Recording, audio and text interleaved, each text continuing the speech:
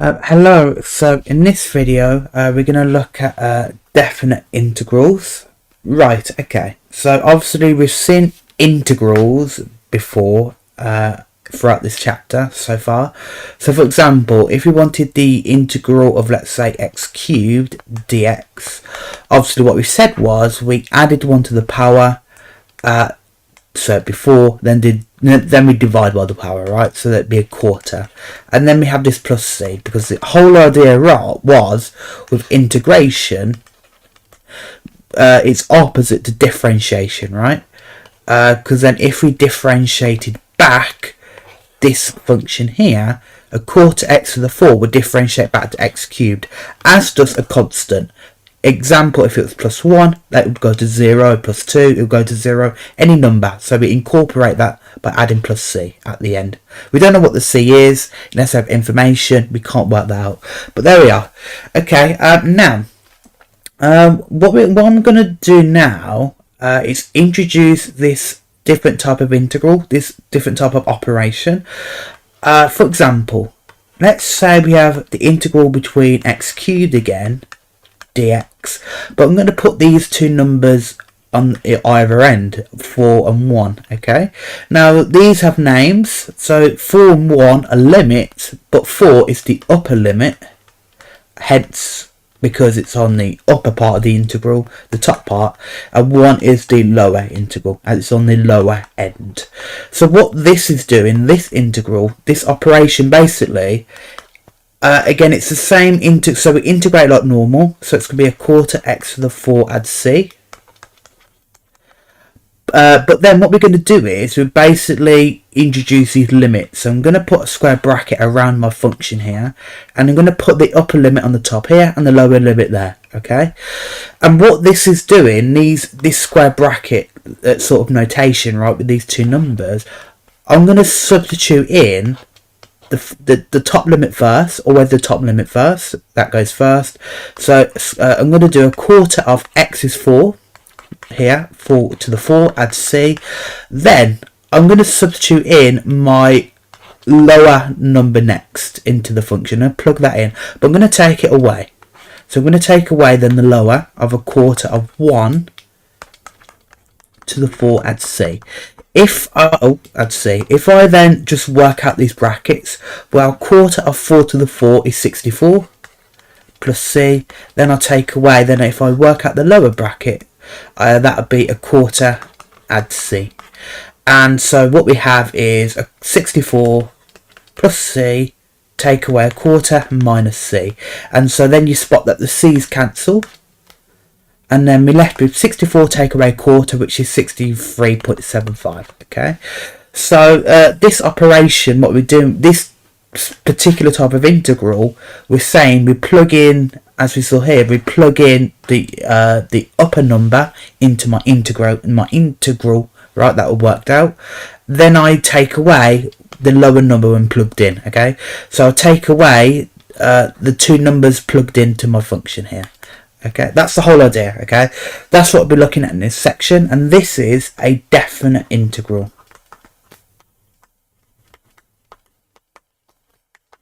Okay, and so you can spot some. So if we were to generalize this, obviously not just x cubed, but let's say in general we have we're integrating f of x dx between two limits a and b on the top and bottom, right?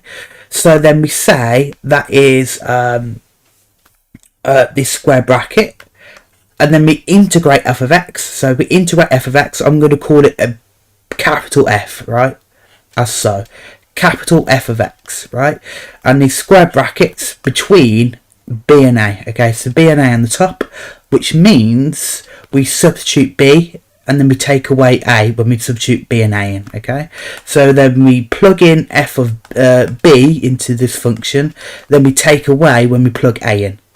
Okay, and that's what we've done here. So once we've found the integral, we plug in the two limits at either end. Okay, and then we take one away from each other. Okay, and that is definite. That is a definite integral. Okay. So you can spot hopefully spot a key difference is that the first integral that we saw before gives me my sort of function, right, which makes sense because then it gets me a function when I integrate, but when I differentiate that function, I get back to what I started with, so x cubed. So that makes sense. But with this this definite integral instead, when I worked out the integral between these two limits, between 4 and 1, I just get a number. I don't get any x's or anything, or functions, I just get a number. What is that number then? What is that number? Well, I'm going to sketch x cubed, and let's do it here. The x cubed looks something like this, right? There we are. So let's say 1 is here, and let's say 4 is here, right? 1 and 4. So okay, what I'm doing here, what this integral is saying between x cubed at 4 and 1, so the x cubed graph here between 4 and 1, this integral tells me the area under the x cubed curve between 4 and 1, okay, specifically between 4 and 1. And so actually, what is the area then, the space between, obviously underneath the curve, right, between these 2 points? Well, probably no prizes that you guess that the area, that region that I'm shaded, is 63.75, okay? That's what this is telling me. This definite integral tells me the area of our function here, say x cubed, the area under the curve between these 2 points, okay? And we will be seeing that more throughout the later parts of this section, but a definite integral tells us the area under a curve, say f of x, right, between 2 points. Between 2 points, x is a and x is b, right, which corresponds obviously to the lower and the upper limits a and b there, okay, which are my lower and upper limits.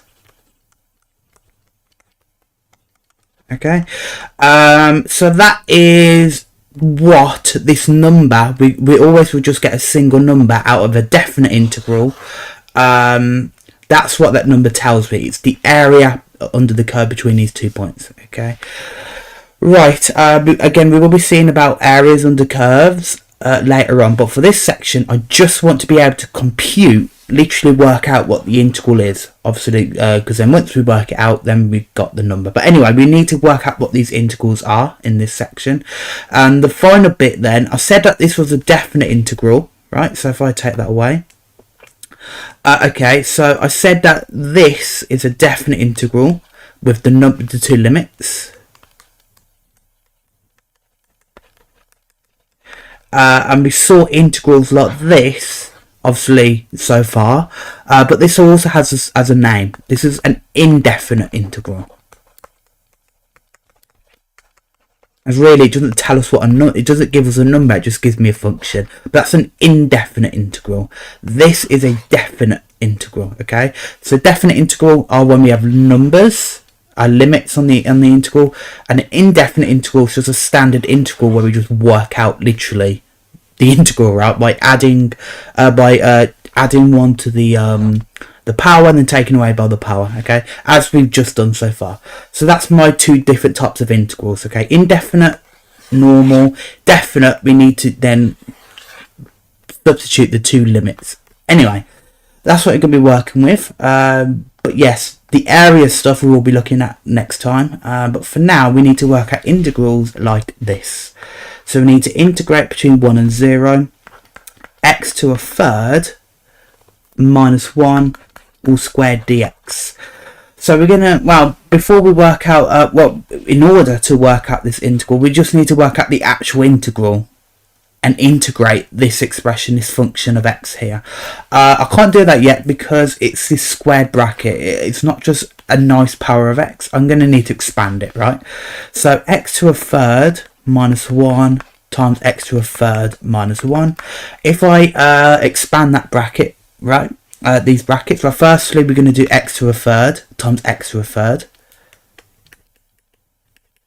Well, hopefully you can notice we can use the power law here because we've got the same base x. We add the powers when we multiply. So a third add a third is 2/3. So that'd be x to a 2/3. Then we're going to do x to a third take away 1, which is take away x to a third. Then we're going to do minus 1 take away minus 1 times x to a third. That's minus another x to a third. Then minus 1 times minus 1 is plus 1. So that simplifies to x to a 2/3 minus 2x to a third, add 1. Okay, so make sure you're very confident with your power laws, okay, here. If you need to brush up on it, it's at the start in chapter 1, but you need to be confident being able to expand that bracket here. And so we can say that this integral is the same as integrating x to a 2/3 minus 2x to a third, add 1, lots of dx. Now we just integrate each term. So we're going to integrate x to a 2/3. So that's going to be x to a, well, 2/3, we add 1 to the power, right? So 2/3 add 1 is 5/3. Then we divide by 5/3. Okay, then minus 2x to a third. If we add 1 to a third, we get 4/3. Then divide by that. Then 1 is just a number, so it's just going to go to x. 1x, which is just x, right? Then a plus c at the end, right? And again now, because we've got these two limits, we need to introduce the square brackets between 1 and 0. That tells me I'm going to need to substitute these two numbers in. Substitute x is 1, x is 0. Okay. So, now firstly, before I do that, I can just simplify what I've got inside here. I can simplify these fractions, right? Well, if firstly here, I'm dividing by 5/3, right? If I'm divided by a fraction, I'll just flip the fraction to say it's 3/5 of x to 5/3. Then I'm doing here minus 2 divided by 4/3. That would be minus 3/2. Minus 3/2 x to a 4/3. Add x, add c. Okay, between 1 and 0. Now I'm going to substitute my two limits in. So firstly the upper limit 1. So it's going to be firstly 3/5 of 1 to 5/3 minus 3/2 of 1 to 4/3. Add 1, add c. Then I'm going to take away, do it down here. Take away, then I'm going to plug in 0 for x. So 3/5 of 0 to the 5/3. Minus 3/2 of 0 to 4/3. Add 0, add c. Okay, so if I work out the brackets as much as I can, well, firstly, the top bracket when x is 1, that would go to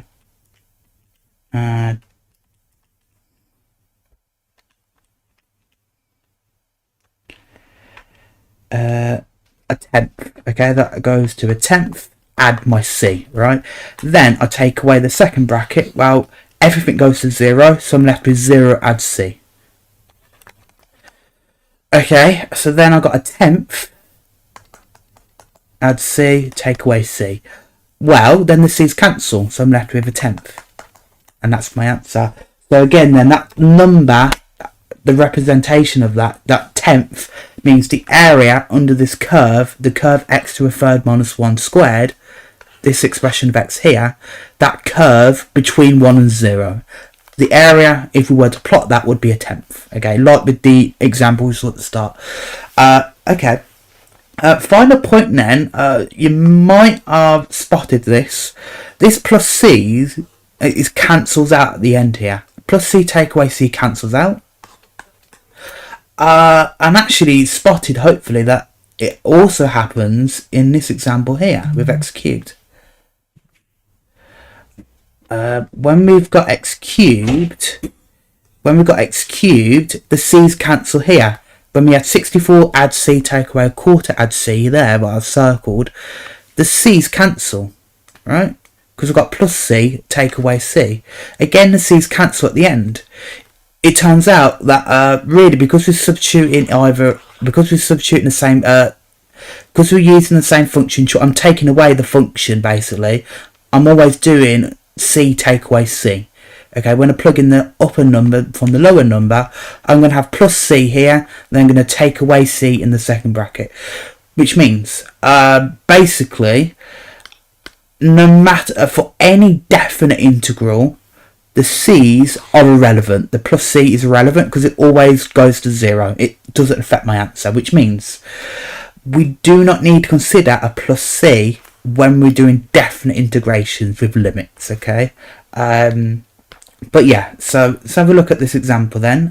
We're told here that p is a constant and the integral between 5 and 0, 1, sorry, 5 and 1 of 2px add 7 lots of dx. We're told that actually it equals 4p squared. We need to find the values of p. So firstly, we can just integrate this, right? Ignore everything else. We're told that it equals 4p squared, but we can work this integral out, okay? So firstly, well, again, p as well is just a number, it's just a coefficient, right? So let's just integrate the x part, right? So if we integrate 2px, well, then we're going to have 2px, but then we add 1 to the power. Well, x has a power of 1, so we add 1 to it, be squared. Then divide by 2, and then 7 here would go to 7x, and that's it. We do not need a plus c, because as we just talked about, the c is irrelevant because it will cancel out at the end, because we're doing definite integration between limits. So we're going to need to introduce our limits here, so square brackets between 5 and 1. So then what we're going to do is substitute 5 and 1 in. So firstly 5, that'd be 2p of 5 squared over 2, add 7 lots of 5. Then we're going to take away, when we plug in 1 into here, the lower end, so 2p of 1 squared over 2, add 7 lots of 1. Okay, so now we can kind of work out whatever we can with the calculator. Well, 2p5 squared over 2 gets me 25. So 25p, add 35, 7 times 5, 35. Then take away, then if you simplify this other bracket, that would be p, add 7. Okay, so then we've got 25p, add 35, take away p, take away 7, right? If you expand that bracket at the end. Okay, well then that 25p take away p is 24p, 35 take away 7 is 28. Okay, so that's my integral. I'm told it equals 4p squared, so we need to equate this to 4p squared. So 24p at 28 equals 4p squared. Okay, then if I move all this to the other side, I get 4p squared, take away 24p, take away 28 equals 0. Now at that point I'm just solving a quadratic for p, right? But before I could do that, you can jump into it, but I could make it easier by just dividing by 4 to everything to get p squared, take away 6p, take away 7 equals 0. I could then perhaps solve that by factorising. So two numbers at times to get minus 7 and adds to get minus 6. Well, with the factors of 7 and 7 and 1, that's great, because if I do 7 take away 1, I get minus 6.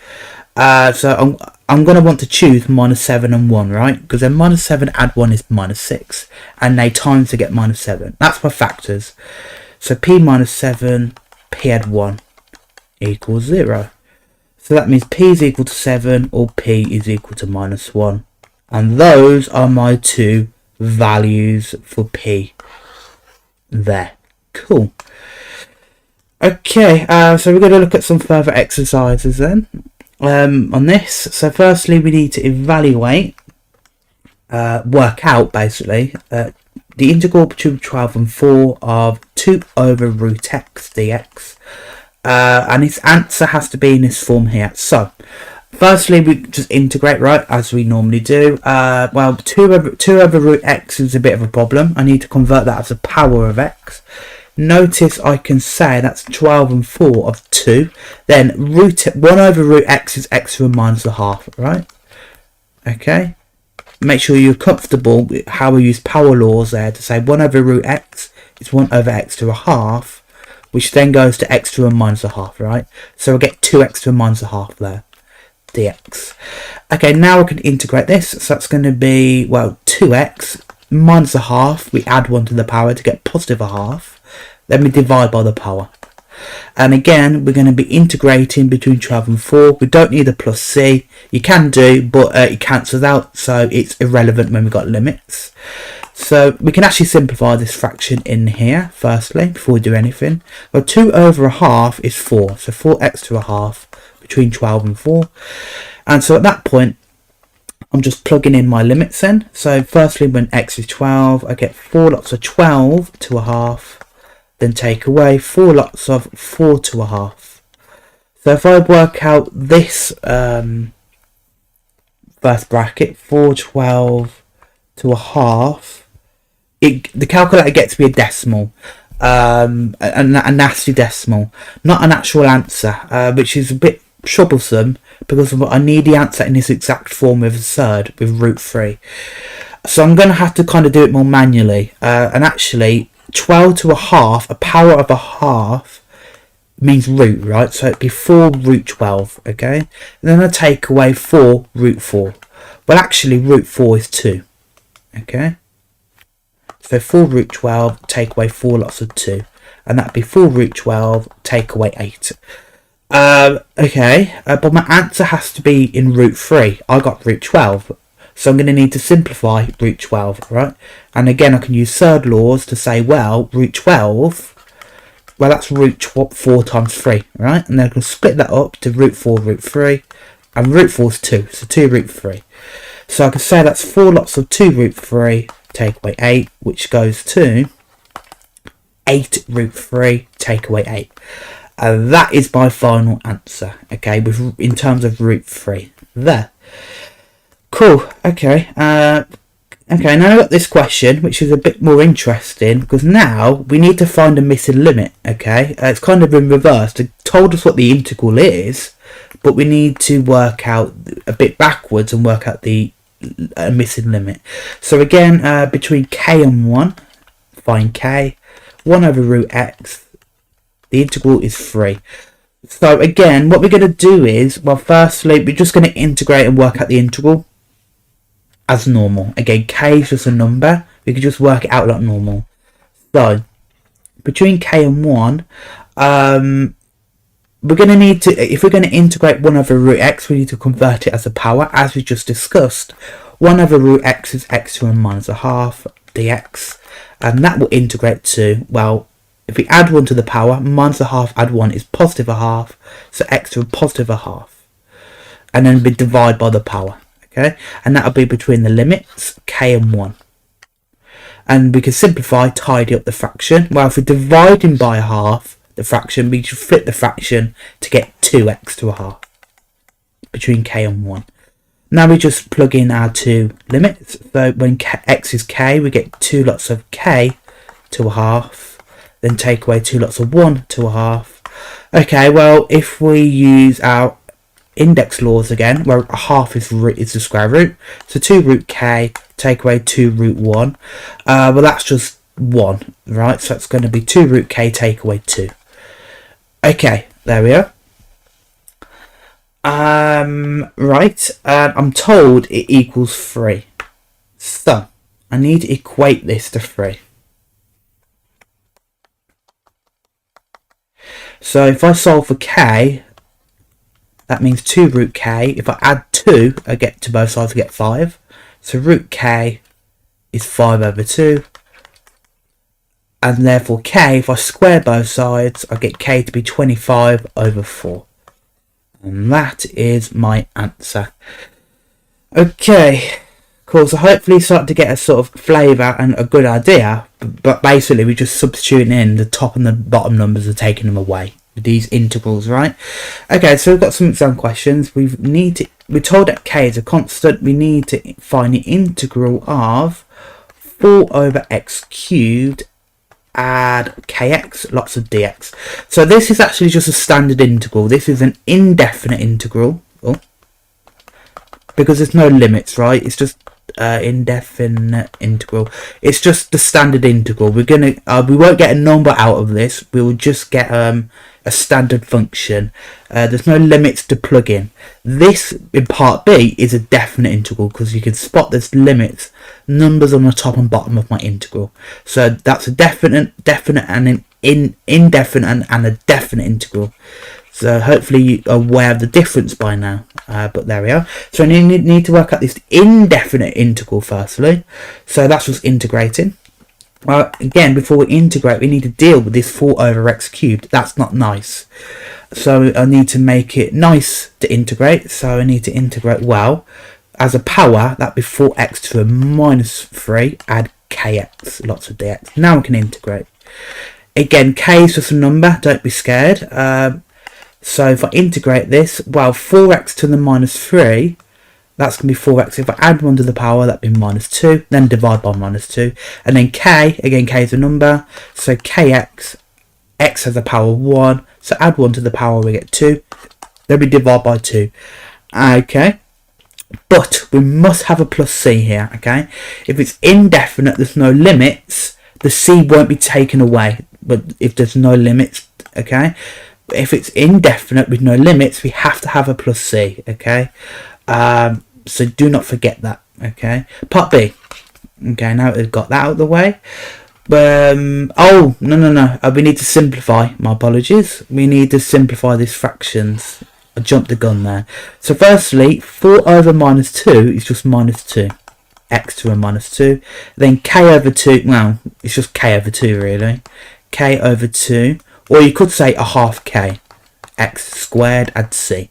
That's my simplified answer. Okay. Now part B, we are asked to hence find the value of k such that, okay, if I get rid of this now, such that the definite integral, so that means the integral between 2 and 0.5, so we've got limits now, of 4 over x cubed add kx dx. We're told that that integral equals 8 and we need to find the value of k. Okay. Well, okay. So you recognise that it's the exact same integral in both parts. It's the same integral, 4 over x cubed add kx. So really, what the first step would be to integrate this, right? What we've got in here. But we've already did that in part A. So we can literally use our workings to say that we're integrating between the limits 2 and 0.5 of this expression here. Minus 2x to a minus 2 add a half kx squared. And we don't need a plus c, we can do, but they'll cancel out, it's pointless. So we can just ignore the plus c now because we're going between limits of 2 and 0.5. So now it's just a case of substituting these in. So that'd be minus 2 of 2 to the minus 2 add a half k of 2 squared. Then I'll take away when I plug in 0.5. So it's minus 2 of 0.5 to the minus 2 add a half k of 0.5 squared. So then if I plug these in and simplify as much as I can, I get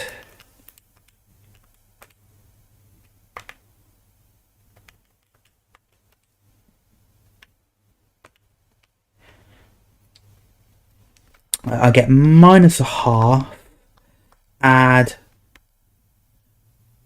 2k, okay, for the first bracket. Then I take away the second bracket, so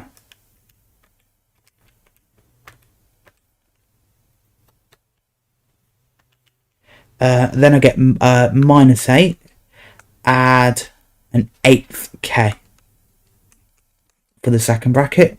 So then I can just deal with the two brackets. So I get minus a half add 2k, then take away minus 8, that's double negative, that'd be plus 8, then minus an 1/8 k, and then I can do 8 minus a half add 8, that would be 15 over 2, and then 2k take away an 1/8 k is 15 over 8, so 15 over 8k. So that is my simplified answer. I'm told that this equals 8, so I can set up an equation to say that this 15 over 2 at 15 over 8k equals 8. So then if we solve for k, it's a simple linear equation, obviously nasty fractions, but that's fine. So if we subtract 15 over 2, I get 15 over 8k, which is 8 take away 15 over 2, to get me a half. Okay, so therefore then k, I'm going to divide by 15 over 8, so half divided by 15 over 8 gets me k to be 4 over 15. And that is my answer for K. Cool. Okay, we've got this final exam question then. So a bit more of a weirder question. Looks horrifying, right? But again, don't be caught off. It's just integration that we just seen. It looks nasty, but we can work with it. So we're told that K is a positive constant, and the integral between K and 1. So integral between K and 1.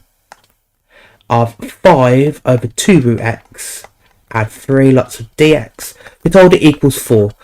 And we need to firstly show this weird equation here. Where does it come from?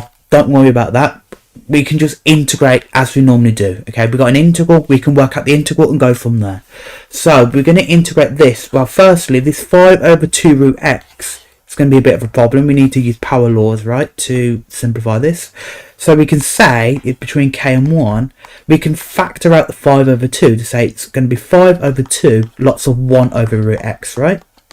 Add 3 dx, and then you can spot that 1 over root x, that's going to be x to the minus a half, right?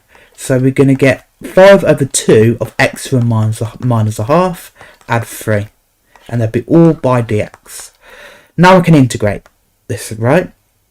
So if I integrate this, so that's going to be, well, 5 over 2 x, then minus a half, we add 1 to the power, it'll be positive a half, then we divide by a half, right? And then 3 just goes to 3x, right? Integrate a number, we get 3x there. Just integrate a number, we just add an x on. Obviously we have a plus c, don't need to because we've got limits. So then we put our limits in. To get between k and 1. So if we do that, well, firstly, again, we can always simplify our answer. So this 5 over 2 divided by half, 5 over 2 divided by 1 over 2, that gets me 5. So 5x to a half, add 3x, lots of k and 1. Now I can substitute it in. So first I'm going to sub k in as it's on the top. So upper limit k, 5 lots of k to a half, add 3k, then I'm going to take away 5 lots of 1 to a half, add 3 lots of 1. Right, so if I do that then, well, firstly, just to deal with the bracket here, I obviously can't put that in a calculator. I've got k. Calculator can't deal with unknowns, so we're going to need to do it manually ourselves. Well, k to a half, anything to a half is just root.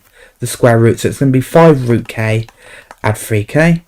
Then I'm going to take away, then if we work out that bracket, that'd be minus 8 overall. Okay, that goes to 8, okay, that bracket. That's really it then. So that's the result, and I'm told that the integral equals 4. So I'm going to set this to 4.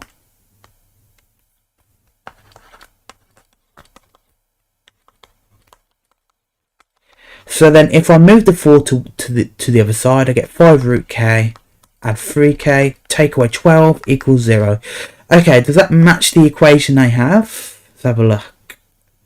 3k add 5 root k minus 12 equals 0. Yes, it does. Oh, where is it? Yes, there we are. Cool. So again, don't get freaked out if it seems a bit like how on earth did they get that equation? Just work out what you can work out, right? I can work out the integral, and then I went from there, and then I just ended up with that equation. There we are. Okay, part B. We then says, hence, using algebra, find any values of k, and then it just repeats the integral. It's the same integral. So we can reuse our workings because it's the same integral. Okay, but it says, find the values of k using algebra. That basically means to solve showing all steps, basically. which means don't just put stuff in the calculator and don't write it down. Like, for example, if you're going to find a root of an equation like a quadratic, don't just write down the roots. Okay, you need to show you're working, perhaps by using the formula, writing down the quadratic formula or whatever. But when it says using algebra, you need to show all your workings when you're solving an equation. Anyway, so it's the same integral. We need to find the value of k, but we just saw that it results in this equation: 3k add 5 root k minus 12 equals 0. So it just comes down to solving this equation. Hopefully you can spot this is a hidden or disguised quadratic, right? We've seen many examples of solving equations like this in the quadratics chapter.